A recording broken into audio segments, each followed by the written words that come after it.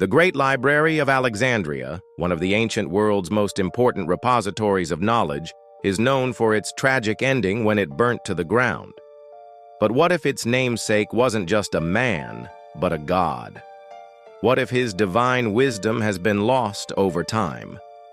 Today we will look at 5 forgotten truths about Thoth, Egypt's god of wisdom, who some say knew all there was to know, and who some say even created all there is to know. You don't want to miss this. 5. He wasn't a king or a warrior. While many Egyptian gods had human or animal bodies, Thoth was different. His head was that of an ibis, a bird noted for its intelligence. Sometimes he took the form of a baboon or a human with a baboon head, as seen in the Temple of Philae.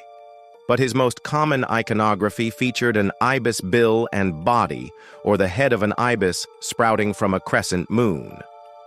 Despite being a deity associated with writing and books, he didn't have any obvious connection to the moon. Ibis were known for their intelligence and their use of tools. This could be connected to why Thoth was regarded as a god of wisdom. But it seems his connection to the moon came later. The first written record of Thoth wearing a moon disk dates back to the Greco-Roman period around 300 BC. It's possible that this was a syncretism with the Greek god Hermes, who also had connections to writing and the moon. 4. He measured time and invented the calendar. Timekeeping is an ancient practice. Long before clocks or watches, humans needed a way to track the passage of time. They needed to know when to plant crops or start a journey. One way to keep track of time was to observe the stars and planets and their positions. Ancient Egyptians kept careful records of these movements, which helped them develop one of the earliest calendars. The Egyptians observed that the Nile River would flood each year around the same time, and they used this natural phenomenon to create a solar calendar with 365 days divided into 12 months, much like the calendar we use today. But did they do this alone? According to legend, no. When the sun god Ra set in the west, his bark traveled through the underworld. The Egyptians believed that the hours of the night were sacred and magical, and they wanted to know how long each hour lasted so they could perform the proper rituals. So they turned to Thoth to help them measure the hours of the night. He supposedly used a special rod called a shadow staff and measured the length of each hour. Then he gave the Egyptians a calendar so they could keep track of the hours of the night and perform the proper rituals. He also gave them a book of magic that contained spells and incantations that could be used to control the elements. This book became known as the Book of Thoth, and it was said to be one of the most powerful and dangerous books ever written. Those who read it were said to gain great knowledge and power, but they also risked incurring the wrath of the gods. The book was eventually hidden away to prevent it from falling into the wrong hands. But its contents can still be found in the spells and incantations that are scattered throughout the rest of the Kemetic tradition. 3. He judged souls in the afterlife. The Egyptians believed that the afterlife was a place where the soul could live on after the body died. They also believed that the soul would be judged after death to determine its fate. According to legend, the Egyptians believed that the goddess of truth would hold a mirror in front of the deceased person's face and ask them to identify themselves. The deceased person would then have to give their name, and if they gave the correct name, they would be allowed to enter the afterlife. However, if they gave the wrong name, they would be sent to the underworld, a place of darkness and torment. In this myth, Thoth played the role of the scribe who recorded the deceased person's name and ensured that it was given correctly.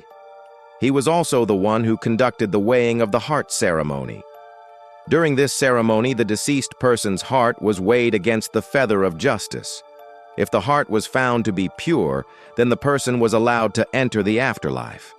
But if it was found to be impure, then the person was sent to the underworld. In this myth, Thoth was seen as a neutral party who simply carried out the instructions of the gods. He was not there to judge the deceased person, but rather to record the results of the judgment. But despite his role as a neutral party, Thoth was still feared by the Egyptians. This was because they knew that he was all-knowing and that he would not hesitate to record the truth. If a person tried to deceive Thoth during the weighing of the heart ceremony, they would be doing so at their own peril. 2. The legendary Book of Thoth was both revered and feared. The Egyptians believed that the universe was created through the spoken word, and that the words of a god were incredibly powerful. As the god of wisdom, Thoth was believed to be one of the most powerful deities in the Egyptian pantheon, and it was said that he spoke the words that brought order to chaos and created the world as they knew it. This belief led to the creation of the Book of Thoth, a mythical book that was said to contain the words of creation. The Egyptians believed that if someone could read the Book of Thoth, they would gain incredible knowledge and power. But they also believed that the book was incredibly dangerous and that only those who were worthy should attempt to read it. There were many myths and legends surrounding the Book of Thoth, and it was said to be hidden away in a secret location to prevent it from falling into the wrong hands. One myth tells the story of a man named Hermes Trismegistus, who was said to be the son of Thoth and the father of alchemy. According to the myth, Hermes stumbled upon the Book of Thoth while he was traveling one day. When he opened the book, he was filled with knowledge and wisdom beyond his years. He used this knowledge to help humanity in many ways, including teaching them how to make gold. But he was also warned of the dangers of the book, and he knew that he had to hide it away before someone else found it and misused the knowledge within. He supposedly hid the book in a cave on a mountaintop, and it was never to be seen again. But the stories of Hermes and the Book of Thoth have survived to this day, inspiring alchemists and mystics alike. 1. Some say he spoke the words that created the universe.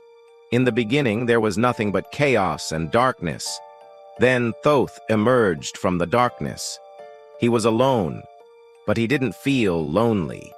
He was content to spend eternity in solitude, for he knew that he was the creator of all things.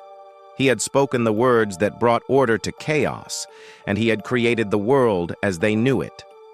All of the gods and goddesses that the Egyptians worshipped had come into being through his words.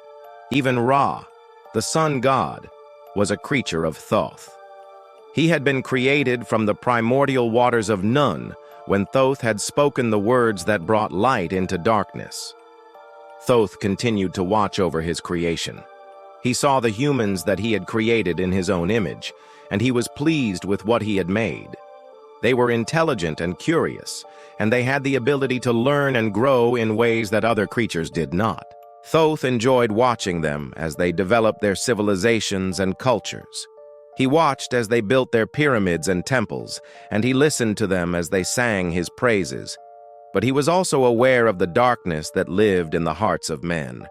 He had seen the evil that they were capable of, and he knew that they were not perfect creatures.